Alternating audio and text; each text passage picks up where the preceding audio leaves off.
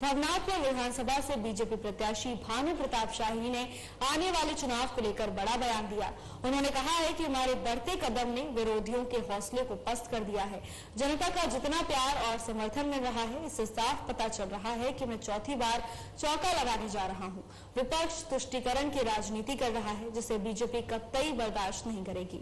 हमारे संवाददाता विकास सिन्हा ने भवनाथपुर विधानसभा से बीजेपी के संभावित प्रत्याशी भानु प्रताप शाही से सीधी बातचीत की। आइए सुनते हैं उन्होंने क्या कुछ कहा। के साथ खास व्यक्ति के साथ सीधी बातचीत। हमारे साथ खास व्यक्ति हैं भानु प्रताप शाही। बोलने में काफी तेज तरार गिरे जाते हैं। विधानसभा का सत्र हो या झारखंड की राजनीति, बोलते हैं तो बादल गरजता है, वैसी आवाज आती है। और आपको बता दें कि तीसरी बार चुनाव जीत चुके हैं और चौथी बार यानी चौका लगाने के लिए मैदान में उतरे हैं। आप देख सकते हैं इनके साथ कितना काफिला है। जगह जगह ये लोगों को बता रहे हैं कि मोदी जी के कार्य में कितना जो है लोगों का विकास हुआ है और भाजपा किस तरह लोगों का विकास कर रही है। क्या चौथा बार किस तरह से क्या मन लेते चौका लगाने के लिए? हम तो बोलेंगे कि 2-4 दिन आप हम लोगों के साथ रहिए, तो आप लोग भी बोलिएगा कि चौका लगाना नहीं है, लग चुका है। ये मेरा कहना नहीं है, मैं कोई घमंड पर नहीं बोल रहा हूँ, बल्कि गुमान पे बोल रहा हूँ। घमंड और गुमान में अंतर है। घमंड रावण को हुआ था और गुमान प्रभु श्री राम के पास था। आज जनता के दम पर हम लोगों को गुमान है कि जनता का जो प्यार है, स्नेह है, दुलार है, जो जनता आगे बढ़ करके और चौथी बार हमको भेजने के लिए ललायित है, तो ये सब जनता का प्यार है। हम जनता के बीच में रहने वाले हैं, जनता के लिए लड़ते हैं, चाहे सड़क हो या फिर सदन हो, चाहे पुलिस की लाठी खानी हो या फिर स्पीकर का डांट खाना हो, हम सब खाते हैं और जनता के लिए करते हैं। सवाल यह है कि इस बार अगर हम कुछ देर पहले अनंत प्रताप देव जी से बोले कि पहले हम लोग अलग अलग बिछड़े थे, दो बिछड़ गए थे, लेकिन अब नहीं कहावत सुने हैं कि हम चले थे अकेला कारवां बनता गया, तो बोले कि अब ताहिर अंसारी भी साथ में है, तो अब तो चुनाव जीती जाएगी। नहीं, उनको तो मुझे लगता है 13 तारीख से पहले सर्टिफिकेट भी मिल जाएगा, लेकिन 23 तारीख को सर्टिफिकेट भारतीय जनता पार्टी को मिलेगा। देखिए, दो लोगों को, दो नेता को मिल जाने से वोट ट्रांसफर होता है, ऐसा हमारे देश का इतिहास नहीं है। उदाहरण के तौर पर हमारा पड़ोस उत्तर प्रदेश है। एक बार मायावती जी, बहन जी और अखिलेश जी एक साथ चुनाव लड़े, वहां भाजपा जीत गई। एक बार राहुल गांधी और अखिलेश जी साथ में चुनाव लड़े, वहां भाजपा जीत गई। तो नेता साथ में हो जाने से जनता साथ में नहीं हो जाता है। ताहिर जी को जो वोट मिला था वो बहुजन को वोट मिला था। बहुजन का जो वोट है वो सामंती, जमींदार, गोली बंदूक के खिलाफ में होता है, और आज वही बहुजन का वोट ले जाकर के अनंत प्रताप देव के चरणों में रखने की कोशिश ताहिर अंसारी ने किया है। तो वो व्यक्तिगत तो जा चुके हैं, लेकिन उनका वोट ट्रांसफर होगा ये कहना बिल्कुल ही बेबुनियाद होगा, इसलिए कि ये समाजवादियों का गढ़ रहा है। मैं खुद एक समाजवादी का बेटा हूँ, तो मैं वोट के ट्रेंड को अच्छी तरह से जानता और समझता हूँ। हमारा बहुजन समाज का जो लोग है वो मर जाना कबूल करेगा, लेकिन घर में जाकर के वोट देना कदापि कबूल नहीं करेगा। एक सवाल है भानु जी, लगातार आप चर्चा में रहे हैं हमेशा। झारखंड की राजनीति की बात अगर करें तो झारखंड में लगातार आप लोगों का कहना है कि झारखंड की जो सरकार बनी वो जिन मुद्दों को लेकर सरकार में आई थी वो तमाम मुद्दे धरे के धरे रह गए। लेकिन मैया सम्मान योजना पर अभी कह रहे हैं, मैया सम्मान योजना लोगों को काफी प्रभावित कर रहा है। आपके विरोधी का कहना है मैया सम्मान के चलते लोगों का एक विश्वास बढ़ा है सरकार पर। देखिए, आप अगर गांव में रिपोर्ट करने आए हैं रांची से चल करके, तो 1-2 चीज मेरा सलाह होगा कि गांव के कुछ बुजुर्ग लोगों से आप मिल लीजिए। पिछले 8 महीना से वृद्धावस्था पेंशन लोगों को नहीं मिला है। मुझे जो जानकारी है वो वृद्धावस्था के पैसा को ही ट्रांसफर करके मैया योजना में दे दिया गया है। अब हेमंत सोरेन जी ने सास बहू में लड़ाई लगा दिया, सास का पैसा रोक दिया और बहू को दे दिया। पहले सास को पैसा मिलता था तो बहू सास का सेवा करती थी, अब बहू को पैसा मिल रहा है तो ऐसा नहीं कि सास को बहू का सेवा करना। तो ये हेमंत सोरेन जी ने घर से घर को लड़ाने का, परिवार से परिवार को लड़ाने का काम किया है। और ये 2 महीने के लिए उन्होंने किया, जबकि भाजपा का गारंटी है, मोदी जी का गारंटी है, हमारी सरकार बैठेगी 25 तारीख को, और जैसे ही अगला महीना का 11 तारीख आएगा, यानी 11 दिसंबर से 2100 रुपया महीना गोगो दीदी के माध्यम से हर महिला को। झारखंड में तो 2500 रुपए की बात कर दी कि 2500। तो आप शुरू से उसको कर देते, आपकी तो सरकार थी, हम तो सरकार आने के बाद कोई बात कर रहे हैं। अब कौन सच्चा कौन झूठा? मोदी के गारंटी में दम है कि हेमंत के वारंटी में दम? चौका छोड़िए, चौका लगाने उतरे हैं। क्या लगता है कि 15 वर्षों में आपने नहीं किया, उसका काम का क्या लगता है, क्या होना चाहिए? देखिए, मेरी बात अब सुन लीजिए, जो कि मतलब खासकर गढ़वा पलामू की हम बात करें, पलायन एक बहुत बड़ा मुद्दा है, पानी की समस्या बहुत बड़ा रेन शेडो एरिया आता है, तो ऐसे में क्या लगता है आपके मन में कि जो होना चाहिए, जो नहीं हो सकता? देखिए, हम लोगों ने प्रयास बहुत किया। रघुबर दास जी के समय में 1365 करोड़ का योजना हम लोगों ने लाया। यही यहाँ से 3 किलोमीटर की दूरी पर ये योजना दारीगा गांव में प्रारंभ हुआ। सोन से पानी उठा करके पूरे गढ़वा जिला के खेतों को हमको देना है। आज ये योजना जो है 2021 में पूरा होना था। आज सरकार अपनी नहीं होने के चलते आज ये योजना अधर में लटका हुआ है। योजना की प्रगति शून्य है। अगर हमारी सरकार आएगी तो पहली प्राथमिकता है कलहर का पानी, सोन का पानी, जो पाइपलाइन योजना है इसको चालू कराना। अपने पिताजी का जो बराज का मामला हाईकोर्ट में है, अंतिम ऑब्जर्वेशन आने की स्थिति में है, उस बराज को चालू कराना, खेतों को पानी देना। हमारा जो टाउनशिप है, जहाँ इंडस्ट्रियल कॉरिडोर के लिए हम लोगों ने प्रस्ताव भेजा है, 3 साल से हेमंत सोरेन जी उस पर साइन नहीं कर रहे हैं, उसको साइन करा करके यहाँ इंडस्ट्रियल कॉरिडोर स्थापित करना है। नगर उतारी को जिला बनाना है, भवनाथपुर को अनुमंडल बनाना है। तो ये इतना खाका है। बाकी काम तो हम लोगों ने बहुत किया।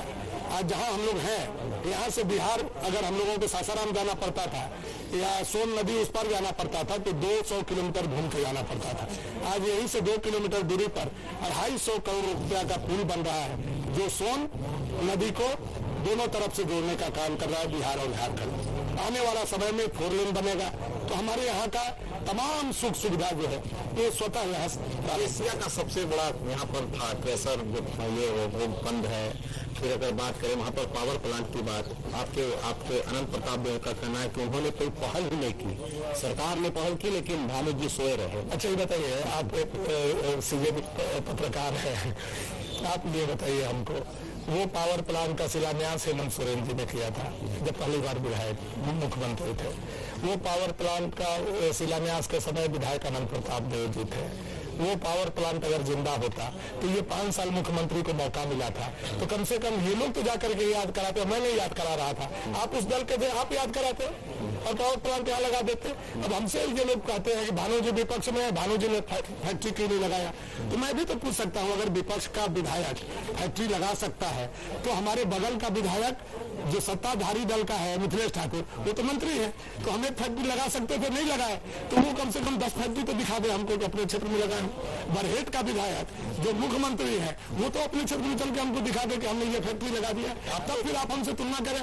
तो ये जो आप कह रहे हैं अनंत प्रताप देव जी, वो उनका मानसिकता को बताता है कि वो उतने परिपक्व नहीं है। आज अगर हमारी सरकार डबल इंजन की सरकार होती तो निश्चित तौर पर चाहे इंडस्ट्रियल कॉरिडोर हो, चाहे सीमेंट फैक्ट्री हो, क्या या कोई और उद्योग संस्था हो, यहाँ जरूर लग चुका हो। एक सवाल अभी आपने यहाँ पर बोला कि ईडी का पैसा भी नगर में पहुंच चुका है, जो 2-3 दिन पहले रेड हुआ। साथ ही कहा कि आप स्कूल का जो है छात्रों का जो देश है उसे एक मतलब जानबूझकर इस तरह का हरा रंग दिया गया है, क्या कहना चाहिए? हमारे 5 मुख्यमंत्री बने भाजपा के। अर्जुन मुंडा जी 3 बार शपथ लिए, बाबूलाल मरांडी जी शपथ लिए, रघुबर दास जी शपथ लिए। कभी हम लोगों ने तुष्टीकरण की राजनीति नहीं की। अगर तुष्टीकरण की राजनीति हम लोगों ने किया होता तो बच्चों का देश उस समय हम लोग भगवा करा दिए होते, पावर में थे, भगवा रंग का पहनो अच्छा भी लगता, हरा से तो अच्छा ही था। लेकिन हेमंत सोरेन जी ने जैसे ही उनकी सरकार आई बच्चों का ड्रेस हरा करा दिया। हरा का क्या मकसद है कि जेएनयू का रंग, झंडे का रंग हरा है, इस्लाम के झंडे का रंग हरा है, पाकिस्तान के झंडे का रंग हरा है। इसका मतलब इसके पीछे इनका तुष्टीकरण है कि हरा रंग एक विशेष समुदाय, विशेष संप्रदाय को इंडिकेट करता है। तो इन्होंने हमारे बच्चों को पहनाने का काम किया। छोटा बच्चा पर तो नहीं समझ में आता है, लेकिन जो बड़ा बच्चा हो गया है, बड़ी बच्ची हो गई, वो घर से निकलती है स्कूल जाते समय तो लगता है मदरसा से पढ़ के आ रहा है ये लोग। तो ये तुष्टीकरण नहीं है तो क्या है? अब हम लोगों ने कहा है कि हम लोगों की सरकार आएगी तो बाबा भीमराव अंबेडकर का जो ड्रेस कोड था, सफेद शर्ट ब्लू पैंट, उसको हम लोग लागू करेंगे। ईडी की बात कर रहे थे आप, ईडी का पैसा आपने कहा कि घूम करके नगर में, देखिए हमारे यहाँ बालू को सोना बना दिया लोगों ने, जिससे पूछिएगा बालू के लिए तराही तराही करता मिलेगा। ये हेमंत सोरेन जी का और मिथिलेश ठाकुर का बहुत बड़ा रोल है। 5 साल तक यहाँ का बालू उठा करके गाजियाबाद और नोएडा लोगों ने भेजने का काम किया, चाहे वो कन्हर का हो, चाहे वो कोयल का हो, चाहे वो सोन नदी का हो, सारा का सारा बालू उठा करके वहां चला गया। यहाँ बालू को ब्लैकमेल लोगों ने करना शुरू कर दिया। अपना नदी है लेकिन हम अपने घर में बालू नहीं लगा पा रहे हैं। अपना घर बनाना है, हम 2 बोरा अगर से बालू लेने जाते हैं, पुलिस हमको पकड़ लेती है। अपने बालू पर हमको चोर बना दिया गया, यह हेमंत सोरेन सरकार ने किया है। तो ये जो काली कमाई है उसी को तो ईडी खोज रहा है। वही काली कमाई तो जगह जगह रखा हुआ है। वो चुनाव में घूमेगा, जनता के पास आएगा, तो मैं जनता को जागरूक कर रहा हूँ कि भैया मेरे आएगा तो वो तुम्हारा ही पैसा है, ले लेना, छोड़ना मत। एक सवाल, अंतिम सवाल आपसे, ताहिर अंसारी के इनके साथ आने पर अनंत प्रताप जी ने कहा कि बहुत हम मजबूती से, उनके आने से कितना प्रभाव पड़ेगा, उसमें क्या लोगों की सोच में क्या? देखिए पिछला बार अनंत प्रताप देव जी रो रहे थे, सिंपैथी उनके साथ था, 50,000 उनको वोट मिला था। 50,000 का 50,000 हिंदू का वोट था। अबर बार वो सिंपैथी उनके साथ नहीं है, व्यक्तिगत 20,000 उनका वोट है, वो उनको मिले। मुस्लिमों का यहाँ 19 से 20,000 वोट है, जो ताहिर जिसके लीडर है, वो वोट उनको मिलेगा। 2-4-10,000 भूल चूक में, लेनी देनी में लोग दे दे, तो इन लोगों का जो हमारे हिसाब से काउंटिंग है, ये 60,000 जाते जाते 65,000 जाते जाते तक भाई जी और भाईजान का खाता बंद होने वाला है। उसके ऊपर का जो काउंटिंग होगा वो भारतीय जनता पार्टी का। ताहिर का कितना प्रभाव, क्या है ताहिर का जो पहले का रिकॉर्ड रहा, उस पर क्या कहेंगे? ताहिर जी ने अपने से लिख किया बात को, उन्होंने अपने समाज के लोगों में बैठक किया, समाज के लोगों ने दबाव बनाया कि भाई हम तुमको नेता जानते हैं, हम तो पिछला बार तुमको वोट दिए थे, तुम सुनने में आया कि तुमने पैसा लेकर के मिथिलेश ठाकुर से और सपोर्ट कर दिया, तो हम लोगों को या तो पैसा दो, नहीं तो हम लोगों को छोड़ो ताकि हम लोग राजनीति करें। तो उन्होंने यही बात कहा कि देखो हम इसलिए राजनीति कर रहे हैं या राजा को सपोर्ट कर रहे हैं कि राजा दिमाग से थोड़ा नहीं बोलना चाहिए वो शब्द जो उन्होंने बोला है, ये विधायक बनेंगे तो ये लखनऊ चले जाएंगे, तो हमको चलाना है या विधानसभा चुनाव। यानी उनके दिमाग में, उनके कहने का मतलब है कि पहले रात को हम राइफल लेकर के ले भी लेते थे, अब राजा को विधायक बना करके दिन में हम ले भी लेंगे। लेकिन जब तक भानु प्रताप शाही जिंदा है, न हमारा कोई व्यापारी से कोई ले भी ले सकता है, न कोई सरकारी पदाधिकारी से ले सकता है, न जनता से ले सकता है, न दुकानदार से, न किसान से। क्या तो ये उनका मंशा कभी कामयाब ताहिर मियां का होने वाला नहीं है। क्या कहेंगे अपने विधानसभा वासियों से?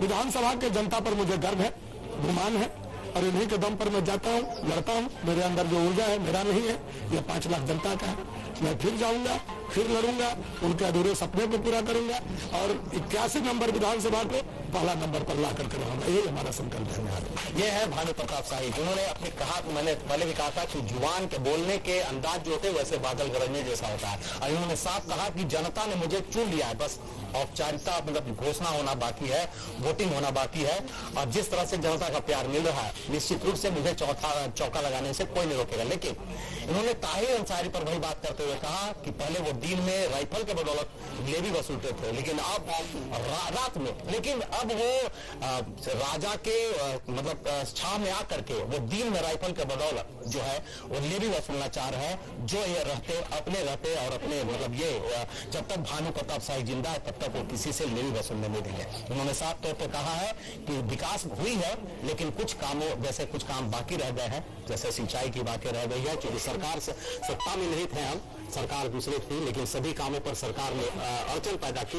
लेकिन इस बार अगर सरकार बनती है तो वो तमाम सुख सुविधाएं उनके विधानसभा में बहाल होगी जो जनता के लिए जरूरी है।